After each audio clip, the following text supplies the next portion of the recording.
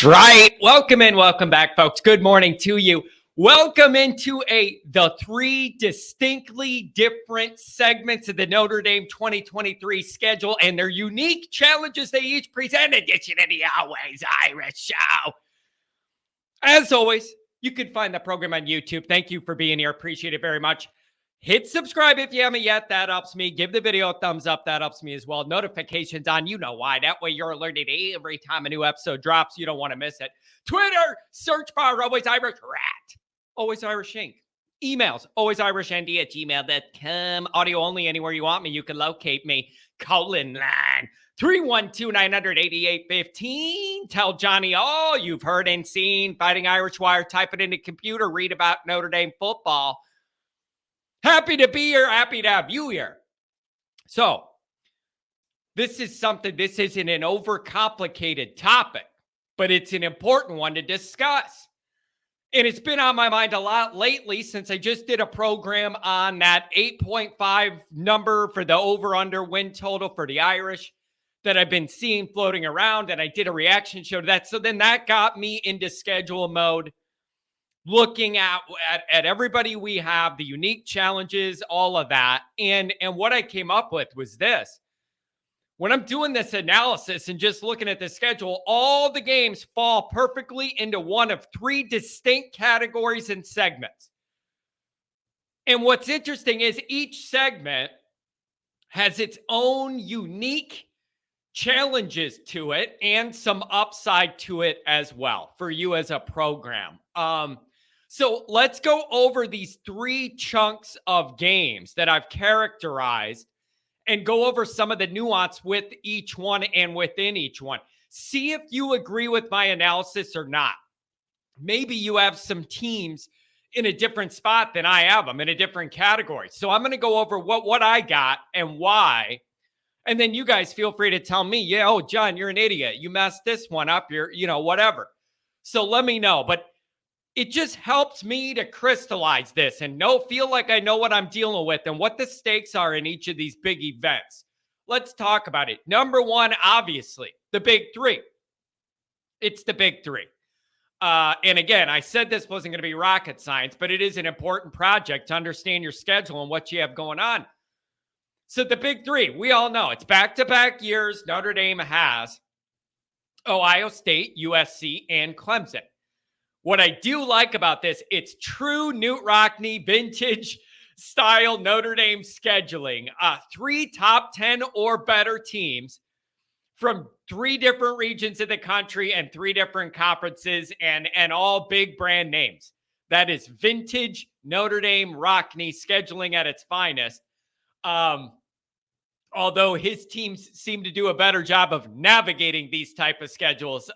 But there's been 100 years difference. A lot of things have changed. But everybody knows these are going to be your national measuring stick ball games. And you got one out of the three last year, and Notre Dame fans want that fraction to be increased. 2 out of 3 minimum would be ideal, but it's like you got 1 out of the 3, and the more I look at it, the more I feel lucky we even got that one and how good that night went. Compared to everything else I saw all year. It's a borderline miracle. We got that one great performance to make the year worth it. Against Clemson, obviously, is who I'm referencing. So those are going to be your measuring sticks. Obviously, Ohio State, the first of the big three on the schedule. That's a big one. They hate us. I don't care for them. Midwestern power, recruiting overlap. And more than anything else, just for next year, it's going to set up what the year's going to be. That ball game and that result alone is going to set up the excitement or disappointment that is going to propel everything into the rest of the year. And so that's obviously, and everybody knows, more eyeballs on all those national games. A lot of regular people that won't ever look out and try and watch a Notre Dame game, they're going to tune in for those three, and it isn't to watch us win. I got news for you. A lot of people tune in for Notre Dame in the prime time, not see us play well, see us get embarrassed. All right? Prime time used to be Notre Dame's time. Make it that again. Okay?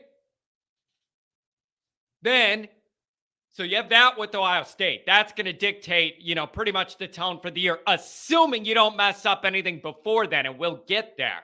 We will get there. And then you have SC, a hated rival, who clowned you, and you handed them the Heisman when the guy was literally flaunting F you in your face, and you still let him clown you, punk you, and you handed him the Heisman. He was disrespecting you to your face all night, and you didn't do anything to stop it and handed the guy the trophy. It still keeps me up at night. It still keeps me up at night what we allowed them to do to us. I'm offended by it. No pushback at all. F Notre Dame in your face all night. You didn't do nothing by hand the guy the trophy. Unbelievably offensive, and I'm still not over it, and I'm not going to get over it. Maybe I will if they come to our place and we beat them. I still won't be over it. It'll just be half mad, half happy, neutral. So you got revenge as a factor in that game. I'm still not over that disrespect. And we rolled over and just gave them the win, gave them the trophy, everything. We tried to usher them in the playoff and hand their guy the Heisman. That's what we did at our trip to California last year. Offends me. Then you have Clemson. Here's the deal with that.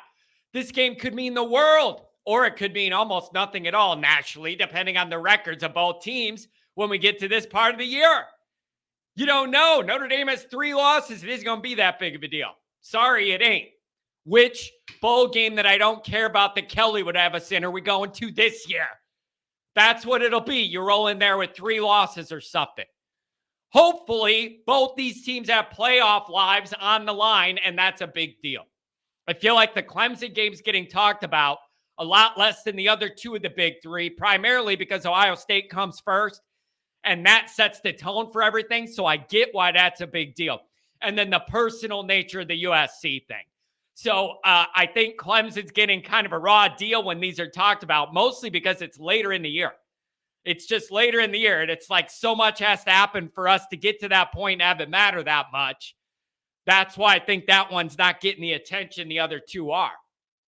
And I get that logically. So that's block 1. Your primetime big 3, all eyes on you. These are the games Notre Dame has a chance to move the national needle. I always talk about Notre Dame moving the national needle. Now, that could be good or it could be bad. You could move the national needle to, oh no, Notre Dame's got a real offense. They actually look like a real ball club from the 2000s now. Move the needle up. Notre Dame's moving up. Or the other way. You could move that needle down in prime time and have everybody making fun of you, saying you're a fraud, you don't belong, you're never any good. Marcus sucks. Kelly was the best. All of that.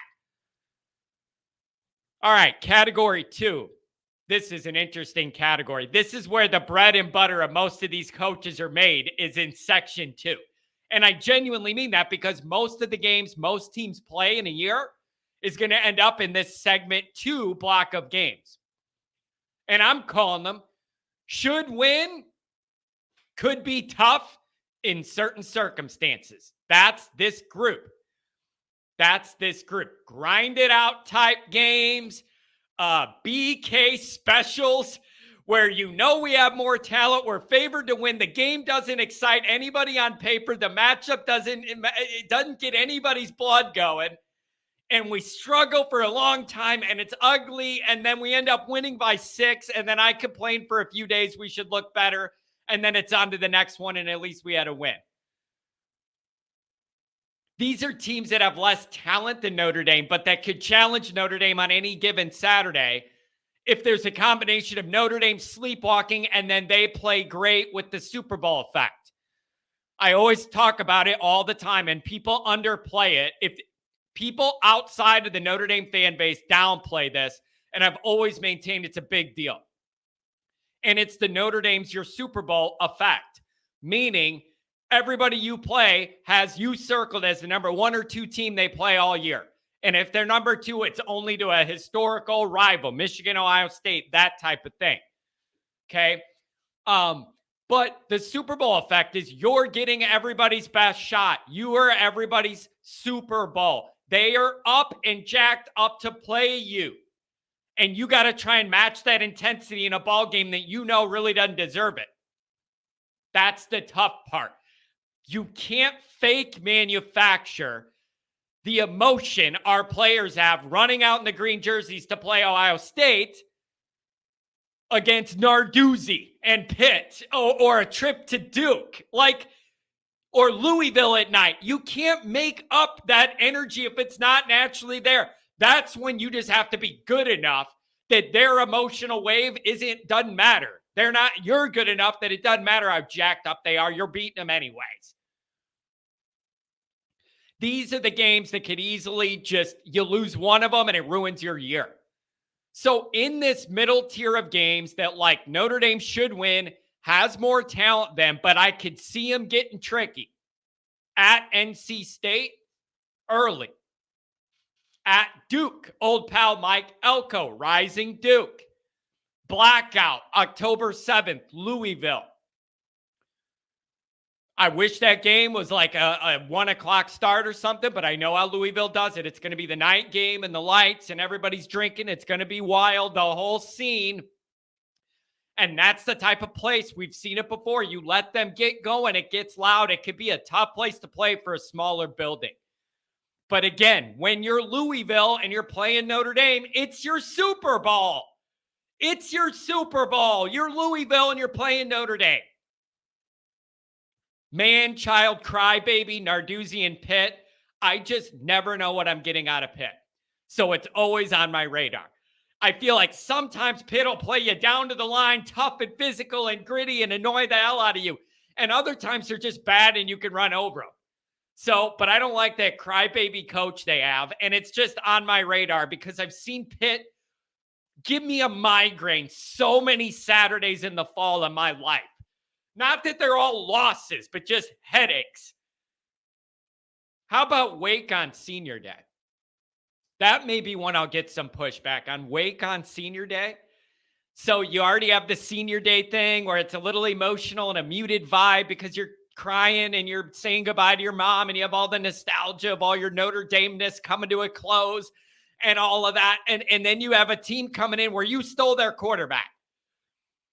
Some people I don't know, that might not matter at all. Those players that Hartman was with at Wake might realize, yeah, Notre Dame's probably a better opportunity. No big deal. We get it, bro. Do what you need to do to raise your profile. Some of them may not like Hartman for doing that or may just want to beat him. Just like any game where there's a little extra somewhere that I could pull from is on my radar because it could matter. It could not matter. But anything where there's a little extra juice, I'm looking at. And that's extra juice to me. So in that middle tier games of listen, it's the Brian Kelly specials, Toledo's and Ball State, and there was a Vanderbilt, just these, but you end up winning them. And so NC State at Duke, that Louisville, crybaby Narduzzi, Wake. And then let's move into segment 3. Segment 3, I call this the Marshall-Stanford 2022 part of the schedule. Absolutely have to win and win convincingly. Navy, even with Coach Ken gone, I doubt they're going to pull up some sneaky Navy tricks we're not prepared for. Win that game. Win that game easy. Tennessee State. I expect there to be some speed, but I know for a fact they're going to be undersized on both fronts. That should be all Notre Dame needs to do what they need to do. CMU, no. But again, CMU is it's one of those that just feels like it's going to be Ball State-ish. I don't know why. I hope it isn't and I'm wrong. But again, their Super Bowl, you're nothing. They look at that as their Super Bowl. You look at it as, I got Ohio State coming to town soon. That's tricky, you guys. That's tricky. All the Notre Dame fans are already going to be looking ahead to that Ohio State game. So that's where that comes in tricky. So the Marshall-Stanford section of this schedule, Navy, Tennessee State, CMU, Stanford. The smirk is gone and they're rebuilding. And the reality is, hopefully, Notre Dame has a lot riding on that last game of the year, too. Going out sleepy old Palo Alto with 14 fans in the stands. So that's kind of how I see the breakdown here. Do you guys agree with where I have these games? The big three is obviously the big three. And then that middle should win, but I could see getting tough. NC State, Duke, Louisville, Crybaby Pitt, Wake, if they're mad and capable enough to be mad enough to do something about it without Hartman, I don't know. And then on the back end, Navy, Tennessee State, CMU, Stanford, you can't have those dumb losses. So this is how I see the breakdown. And I do want to finish with this. And I'm just looking at those in just these three broad categories because they're just three different mentalities of how you must approach each of the games in those segments. And so I find that a helpful exercise just for me to put these in these boxes where I know mentally where we're at on each one. But I am going to finish with this. Keep in mind, as we go through the season, every week that Notre Dame remains in the playoff hunt, every game grows in stature no matter what. The pressure ramps up, and then as you get further down the road of still being in playoff contention, every game you play, even if it's against a dog on your schedule, every game you play has national importance because your win or loss, no matter who it's against, shifts the entire national landscape in terms of that playoff. So keep that in mind, that whether it's undefeated or one loss, the longer Notre Dame's in that playoff mix, all those games grow in profile. So keep that in mind, that is a growing or minimizing calibration that moves along as the year does, depending on if it's good or bad. That lever swings the other way too. You got 3 losses by the second half of your schedule. Guess what? None of the games matter that much. Your season is ruined already. So that's a sliding scale. So that pressure could ramp up in the national import, and that could change some of these dynamics nationally and locally for us. So I want to know what you think. Am I oversimplifying this? Is there anybody you would have in a different group? Does it make sense how I'm saying there's 3 different mentalities here we got to deal with? The big 3, you might be in for a fight you should win. And then don't let Marshall and Stanford happen again. I don't know. Let me know what you guys think. We'll talk to you soon. Have a good one.